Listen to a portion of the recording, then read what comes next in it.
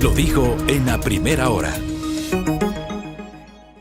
Comencemos con el comentario del día de hoy. Tiene que ver justamente, digamos, yo venía con algunos temas y como alguna vez les dije, una vez viene con cierta idea de lo que va a comentar.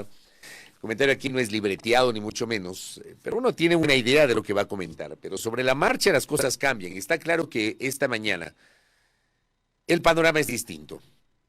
Y el panorama es distinto porque se han ejecutado allanamientos el día de hoy y se termina de configurar algo que se venía comentando hace semanas, que es el denominado caso Metástasis 2, es decir, una segunda parte del caso que comenzó en diciembre pasado con los primeros allanamientos por los cuales fueron detenidos algunos personajes. Tal vez las cabezas más visibles, los más conocidos de esos personajes eran el entonces presidente del Consejo de la Judicatura, el doctor Wilman Terán, procesado por su papel como juez de la Corte Nacional de Justicia antes de llegar a la Judicatura, y Pablo Ramírez, quien se desempeñó como director del Servicio Nacional de Atención Integral a Personas Privadas de la Libertad, SNAI. Digamos de lo más visible, porque hubo 20 y pico de detenidos y 30 y pico de procesados. Más o menos por ahí va la cosa. Pero ya se venía hablando hace semanas, y era un secreto a voces, que se venía el caso Metástasis 2. Este le han llamado caso Purga. Y el caso Purga se tradujo esta madrugada en 12 allanamientos ejecutados en la provincia del Guayas, particularmente o básicamente en la ciudad de Guayaquil, porque revisando la cuenta de ex de la Fiscalía, bueno, Belkis lo refirió en la primera parte del espacio. Caso Purga, así le ha llamado la Fiscalía. Fiscalía y policía ejecutan un operativo en el marco de una investigación derivada del caso Metástasis por presunta delincuencia organizada, que involucra a funcionarios del sistema de justicia en la provincia del Guayas. A las 3:17 de la madrugada fue el primer tuit de la Fiscalía. Luego, a las 3:20, 3 minutos después, se informó del allanamiento al domicilio de la expresidenta de la Corte de Justicia del Guayas, María Fabiola Gallardo Ramia, en el marco de este caso Purga. Se hace efectiva la orden de detención, o sea, fue el allanamiento con orden de detención a la doctora María Fabiola Gallardo. En el mismo caso, digamos que ese es el primer rostro visible, de los más visibles. De manera simultánea, a las 13:58, se informa sobre otro allanamiento ejecutado en la isla Mocolí contra el ex asambleísta Pablo Muentes, quien pertenece al Partido Social Cristiano, detenido por su presunta participación en el delito de delincuencia organizada, y también se detuvo a su esposa. A las 13:59, un minuto después, en el norte de Guayaquil, Fiscalía y Policía ejecutan orden de detención emitida por autoridad competente contra el juez de la provincia del Guayas, Johan Gustavo M., otro de los investigados en esta causa. A las 4:38, también se ejecutaron las órdenes de detención del juez Guillermo B., de Fausto A. y de Saúl MZ. Hasta el momento se registran 11 detenidos en el marco de la investigación por presunta delincuencia organizada. Los otros 4 detenidos son los jueces Reinaldo C., Henry TT y Alberto L.Y., y la Procuradora Judicial del Cuerpo de Ingenieros del Ejército, Ruth S.P. En los inmuebles se levantan indicios. Además, la Fiscalía ejecutó junto a la policía 12 allanamientos adicionales, entre estos tanto a la vivienda cuanto a la oficina del actual presidente de la Corte de Justicia del Guayas. Entiendo que no ha sido detenido, que no se habla de eso. Concluyó el allanamiento, esto pasó a las 5:44, concluyó el allanamiento a la vivienda de María Fabiola Gallardo. En el lugar se levantaron indicios como documentación, joyas, equipos electrónicos de almacenamiento, entre otros que serán periciados para determinar la existencia de elementos de convicción. Sobre el caso de Muentes, del ex asambleísta, entre los indicios recabados en la vivienda se incluyen 2 armas de fuego, teléfonos celulares, dispositivos de almacenamiento, relojes Rolex, licores, joyas, documentos, dinero en efectivo, $7,535 y 505 euros y una chequera.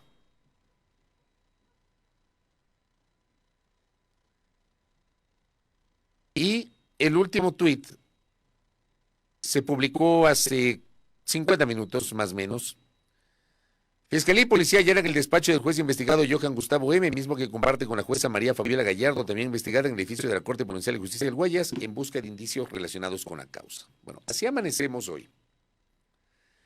Por supuesto que, leyendo esto, yo tengo una mezcla de sensaciones fundamentalmente por la presencia de jueces. Y como lo dije en diciembre, hoy 4 de marzo lo ratifico. Tenemos a jueces, aquellos que son los encargados de impartir justicia, aquellos que llevan adelante causas judiciales, aquellos que deberían garantizarnos imparcialidad y celeridad en su trabajo. A esos personajes los tenemos involucrados, como en diciembre hoy, demostrando otra vez que el sistema judicial está podrido. El sistema judicial está podrido. Si se ofende a algún juez o jueza, lo lamento. Por supuesto que hay buenos jueces. Sin duda alguna. Por supuesto que uno tiene cifradas las esperanzas en una necesaria renovación, empezando por la cabeza. Por supuesto que hay que apoyar de entrada, con una postura crítica como corresponde desde el periodismo, el trabajo de la actual cúpula de la Corte Nacional de Justicia, aunque las dos autoridades están por encargo. Me refiero al doctor José Suíña y a la doctora Emma Tapia Rivera. Hay que apoyarles y hay que esperar de ellos que a partir de sus ejecutorias esto comience a cambiar. Por supuesto que hay que esperar que esta judicatura, que viene a ser una judicatura nueva, sí, con suplentes, pero es una judicatura nueva, porque no queda ninguno de aquellos personajes que provocaron el desastre institucional en ese organismo y que lo hemos conversado con ustedes todos estos días. Que Álvaro Román, que Solanda Goyes, que Yolanda Yupanqui, que Merve Navides salgan por sus fueros y le den otros aires al país. Y estas autoridades, los miembros de la judicatura, como la cúpula de la Corte Nacional de Justicia, está obligada hoy, frente a estas evidencias que ha mostrado la Fiscalía, a entender el gravísimo momento que enfrenta la República a nivel de su sistema de justicia. De lo contrario, ¿de qué estamos hablando? Porque si esto, como lo dije en diciembre, si esto se convierte en un solo hervor, otra vez se burlarán de las expectativas y de las esperanzas del pueblo ecuatoriano. Porque yo no creo, como lo dije en diciembre, y lo digo hoy 4 de marzo, audiencia, aquí administramos un mínimo de coherencia en el comentario. Yo no creo que exista un ecuatoriano o ecuatoriana, no me imagino, sería inverosímil desde mi punto de vista, que no apoye cualquier acción que signifique depurar el sistema judicial. Pero por supuesto que desde este micrófono, desde esta cámara, desde estos dispositivos electrónicos, permanentemente quien les habla ha cuestionado el nivel de selectividad de la Fiscalía, sin duda. Porque para unas cosas ha sido muy ágil, para otras no. Pero ese es un elemento que es parte de la crítica pública, que yo lo he dicho, lo he mencionado en esta mesa de trabajo, se los he dicho a ustedes. Y tal vez por eso quienes habla es un periodista mal visto en la Fiscalía, porque no se admite crítica al trabajo de la Fiscalía. Yo no me voy a desdecir de la crítica argumentada que se ha generado en este espacio sobre el rol selectivo de la Fiscalía General del Estado, que no lo digo solamente yo. Lo dice mucha gente que incluso apoya algunas acciones de la Fiscalía, pero que cuestiona su selectividad. Porque con la misma agilidad no se ha procedido en otros casos. Pero para lo que se ha hecho, por ejemplo yo creo que debemos separar las cosas. Y hay que respaldar cualquier esfuerzo que en derecho signifique el tratar de rescatar de la podredumbre en la cual se encuentra la Administración de Justicia, con las excepciones del caso. Pero aparentemente no es solo la justicia, sino también la función legislativa. Escuchemos un primer extracto, Roberto Carlos, de lo que dijo la fiscal en este video que se difundió con el amanecer de este día lunes. Escuchemos, por favor. Forman parte de esta estructura un ex asambleísta La expresidenta de la Corte de Justicia de Guayas, varios jueces de la misma Corte, así como personal administrativo de la dirección del Consejo de la Judicatura de la misma provincia, por lo que es mi responsabilidad informar que formularé cargos contra los aprehendidos de este operativo en las próximas horas, quienes han permitido que la política legislativa, la justicia y el narcotráfico trabajen de la mano, atentando directamente a los intereses de las y los ecuatorianos. En esta parte la fiscal habla de política legislativa. ¿Ya? Y mencionan a un legislador. Un legislador por sí solo, no tiene la posibilidad de presentar aportes, proyectos de reforma legal, de contribuir con su voto a la aprobación de una norma, pero por sí solo no puede sacar adelante una decisión legislativa. Para las decisiones legislativas se necesita mayoría. ¿Cuál ha sido el rol de la política legislativa, como dice la fiscal en este caso? Póngame la segunda parte, tenga la bondad. El caso Purga es una demostración de cómo la corrupción se generaba desde las más altas esferas de la política legislativa que ponía a su servicio y obviamente al del narcotráfico la administración de justicia en una de las provincias más influyentes del país, Guayas, por medio de la cual economías criminales habían encontrado un vehículo de operación muy rentable para que campee la impunidad. Por lo tanto, después de la radiografía que significó el caso Metástasis, ahora empezamos a sanear los espacios que fueron tomados, porque la justicia no debe ni puede ser un espacio para el narcotráfico ni la corrupción. Ya, de lo que escuchamos de la fiscal, insisto, cuando me habla de política legislativa, no puede ser solo un legislador, ¿no?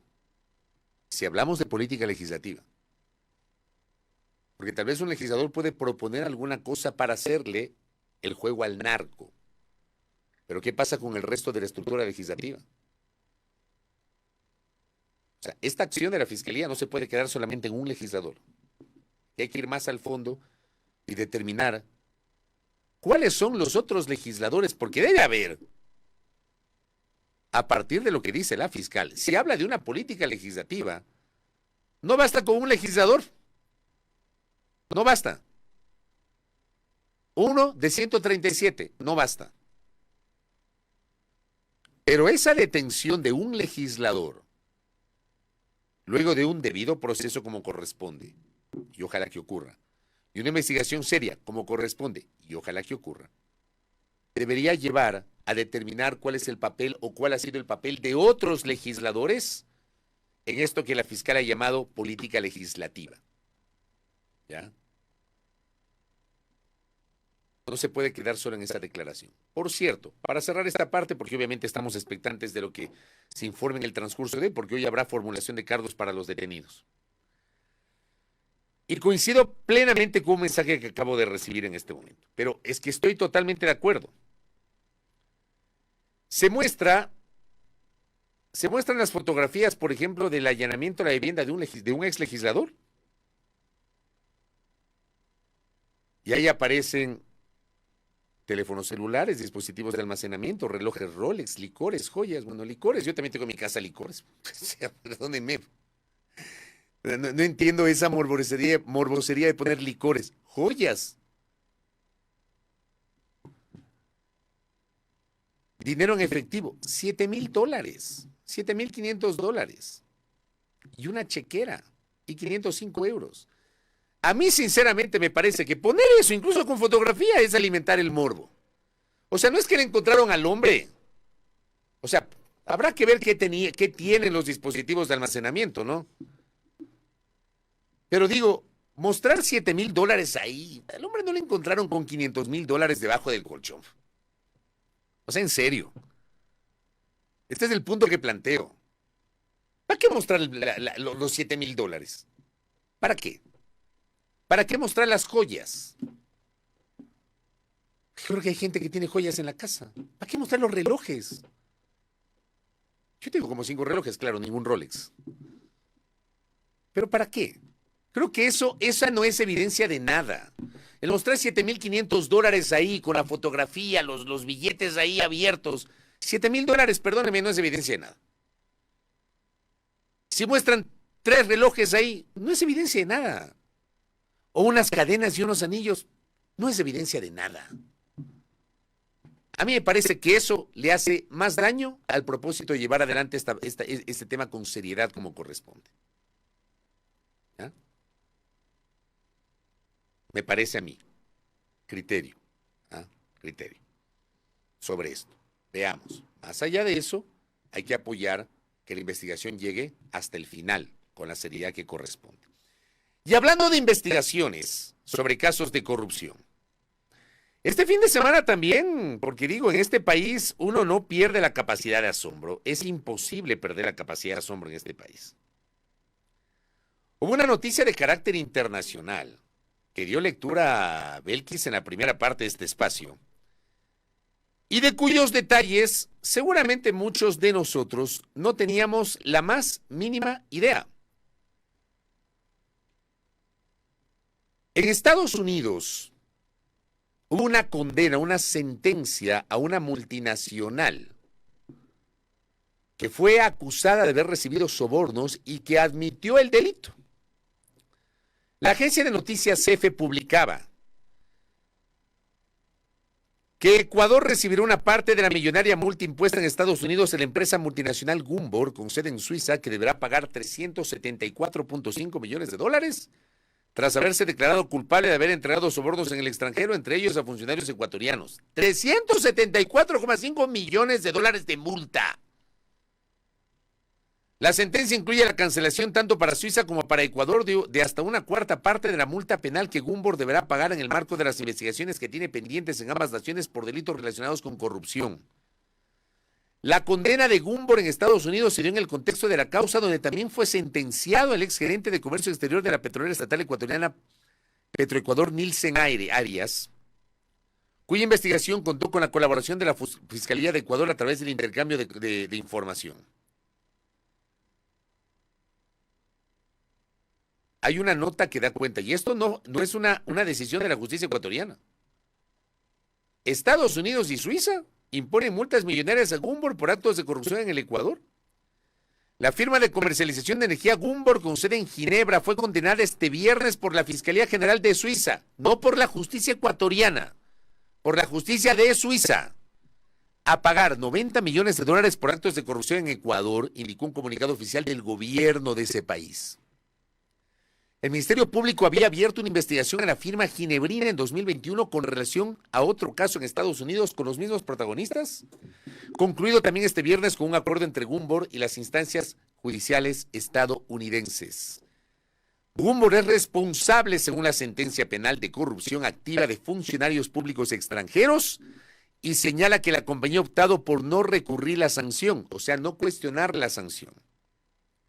Según las investigaciones, entre febrero del 2013 y el mismo mes de 2017, un ex empleado de Gumbor, con ayuda de 2 intermediarios a través de una empresa offshore, pagó sobornos por un valor de $7,5 millones en favor de un funcionario ecuatoriano que ocupaba un cargo ejecutivo en Petroecuador. A cargo de estos pagos, la firma ecuatoriana adjudicó contratos a 2 sociedades conectadas a Gumbor, de acuerdo con un comunicado oficial. Póngame el comunicado de la Fiscalía, por favor. Sobre esto se refirió la Fiscalía General del Estado en estas horas, informando de la empresa Gumbor S.A., una comercializadora internacional de productos básicos con sede en Suiza que pagó sobornos sustanciales a funcionarios del gobierno ecuatoriano entre 2012 y 2020.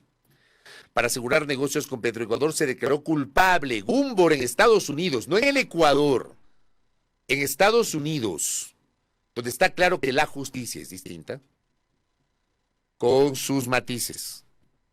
Se declaró culpable en Estados Unidos por violaciones a la ley de prácticas corruptas en el extranjero y pagará una multa monetaria penal de $374.560.071 y perderá $287.138.448 en ganancias obtenidas ilícitamente. La sentencia incluye la cancelación tanto para Suiza cuanto para Ecuador de hasta una cuarta parte de la multa penal que Gumbor deberá pagar en el marco de las investigaciones que tiene pendientes en ambas naciones por delitos relacionados con corrupción, o sea, algo así como $90 millones. Esta condena se da en el contexto de la causa en la que fue sentenciado también en Estados Unidos Nilsen Arias, exgerente de Comercio Exterior de Petroecuador, cuya investigación contó con la cooperación a través del intercambio de información de la Fiscalía General del Estado ecuatoriana. En el país, varios exfuncionarios de Petroecuador, así como la empresa Gumbor, en Ecuador y su representante internacional enfrentan un proceso penal denominado caso Alianza por el delito de cohecho. A partir de ahora, corresponde a la Procuraduría General del Estado iniciar el proceso de recuperación de dichos fondos, para lo cual el país tiene un plazo de 1 año. Gracias, don Robert. Hace algún tiempo, en el marco de la campaña electoral de las elecciones anticipadas 2023, en el programa Los Irreverentes, tuvimos, recuerdo, una entrevista, un panel, con una candidata a legisladora por Revolución Ciudadana, lo que antes, el pasado, el año 2006 se llamaba Alianza País, hoy Revolución Ciudadana. Y le preguntábamos sobre los casos de corrupción que permanentemente han negado, porque, claro, le planteamos si es que hay alguna autocrítica de las omisiones o de los errores que cometieron siendo gobierno durante 10 años. Y lo que sostenían permanentemente, lo que sostuvo esta candidata permanentemente era que el error de la Revolución Ciudadana fue haber puesto como candidato a la presidencia a Lenín Moreno, porque finalmente les traicionó. Y la pregunta obvia es, bueno, ¿y la corrupción? No, es que no es así, que no sé qué. Bueno, que ha habido casos en los cuales siempre nos quedarán las dudas, a mí, porque siempre soy de los que dice, no es lo que sabes, es lo que puedes probar. He sido un crítico permanente de cómo se desarrolló el caso Sobornos y ustedes me han escuchado a mí. Cuando me han escuchado a mí decir que los acusados o los sentenciados del caso Sobornos son culpables o inocentes, a mí no me han escuchado eso, para eso están las cortes, para eso están los fiscales, para eso están los jueces. A mí no me han escuchado, pero cuestioné la marcha del proceso, el proceso más rápido de la historia de este país. Hay otros casos que se demoran 20 años y que duermen el sueño de los justos. Pero para ese caso lo hicieron rápido para que los tiempos judiciales coincidan con los tiempos políticos. Así que no nos engañemos. Yo soy absolutamente crítico sobre el desarrollo de ese proceso. Lo dije antes, lo digo hoy y lo seguiré sosteniendo en el futuro. Porque ese tipo de justicia para mí no es justicia. Si no se respeta el debido proceso y los tiempos procesales y judiciales, para mí no es justicia. Y esa ha sido mi crítica sobre ese caso. Sobre ese caso jamás he dicho que fulano, sultano, mengano, perincegua son culpables o inocentes. A mí no me corresponde decir eso. Pero hay otros casos en los cuales se halló la ruta del dinero, pues.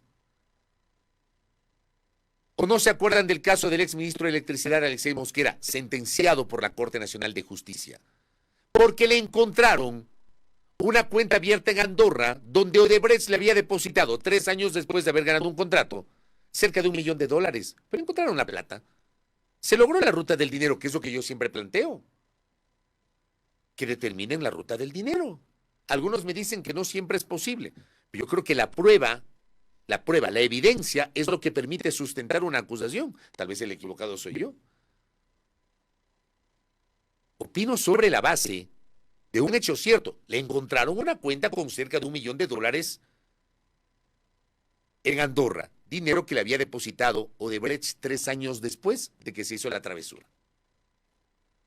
O el caso de Carlos Pareja Yanuseli, donde se le descubrió todo un entramado de empresas de papel domiciliadas en paraísos fiscales, en Centroamérica y el Caribe, e incluso en el estado de Delaware en los Estados Unidos, que es un paraíso fiscal. Y Carlos Pareja Yanuseli fue funcionario del gobierno del expresidente Correa. Entonces, negar ese tipo de corrupción, vamos. Lo de Pedro Delgado. ¿Qué onda con Pedro Delgado? El solo hecho de haber falsificado el título ya es un delito. Y el hombre salió del país. Un buen día dijo, me voy al matrimonio de mi hija. Salió en el vuelo de American Airlines a las 6 de la mañana un viernes y no volvió más. Y a la vuelta de la esquina se volvió un contradictor del gobierno que lo había apoyado y que se la jugó por él. La situación del excontralor general del Estado, Carlos Pollitt.